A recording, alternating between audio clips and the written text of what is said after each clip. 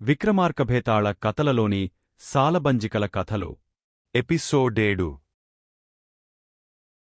ఆరవ ప్రతిమ చెప్పిన కథ. మరల భోజభూపాలుడు ఒక శుభముహూర్తమున సింహాసనం అధిష్ఠించుటకు రాగా, ఆరవసోపానమున గల ప్రతిమ అతని సింహాసనం అధిష్ఠించకుండా వారించి ఈ క్రింది కథ చెప్పెను. విక్రమార్కుడు 6 నెలలు రాజ్యము పాలించిన తరువాత దేశాటనకు బయలుదేరబోవు సమయములో అతని సైనికులలో ఒక అతను రాజుతో ఇలా చెప్పెను: ఓ రాజా, నేను దేశములన్నీయు తిరిగ మరల ఉజ్జయిని నగరమునకు వచ్చుమార్గమున ఒక భైరవ ఆలయమును చూచిలోనికి వెళ్లి ఆలయం శుభ్రం చేయుచుండగా ఒకచోట ఒక శాసనమును చూచితిని.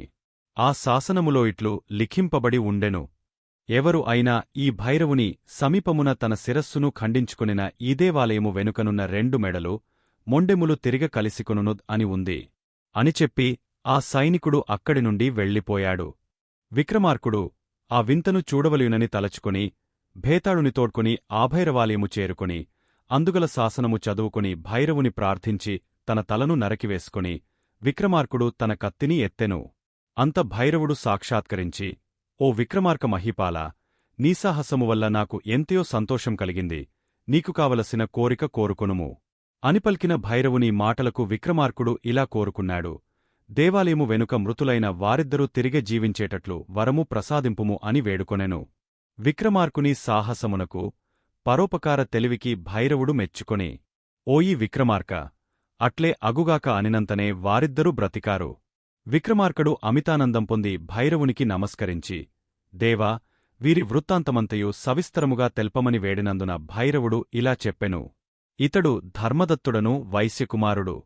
వ్యాపారమునిమిత్తమై ఒకనాడు ఈ ఆలయ ప్రాంతముకు వచ్చెను.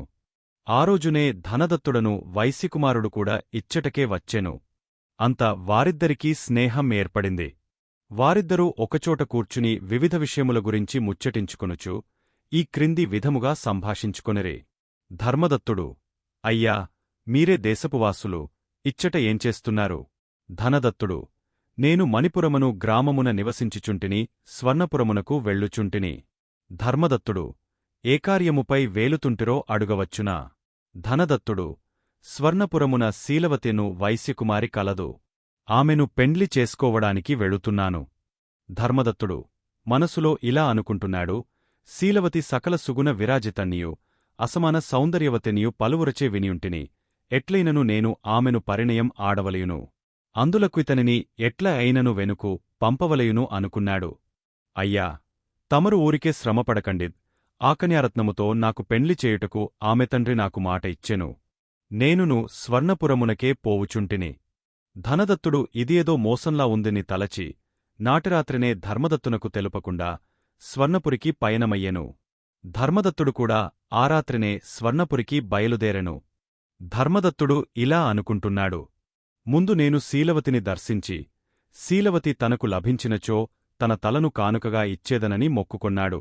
ధనదత్తుడు ధర్మదత్తుడును ఒకే కాలమున స్వర్ణపురము చేరుకొని శీలవతి తండ్రిని కలిసికొన్నారు. శీలవతి వారిరువురినిచుచి వారిలో ధర్మదత్తుడు సుందరుడై ఉండుటచేత అతనిని మోహించి వరించెను. ధర్మదస్తుడు శీలవతిని పరిణయమాడి కొన్నిదినములు అత్తవారింట సుఖమ్ముగా ఉండి పిమ్మట తన భార్యను తోడ్కొని నిజపురమునకు ధర్మదత్తుడు భార్య తోడ్కొని ఇక్కడికి వచ్చి మరల తిరిగ వెళ్లెను. ఒకనాటి రాత్రి శీలవతి నిద్రిస్తూ ఉండగా ధర్మదత్తుడు ముందు నాకు మొక్కిన ప్రకారము తన తల నరికివేసుకొన్నాడు.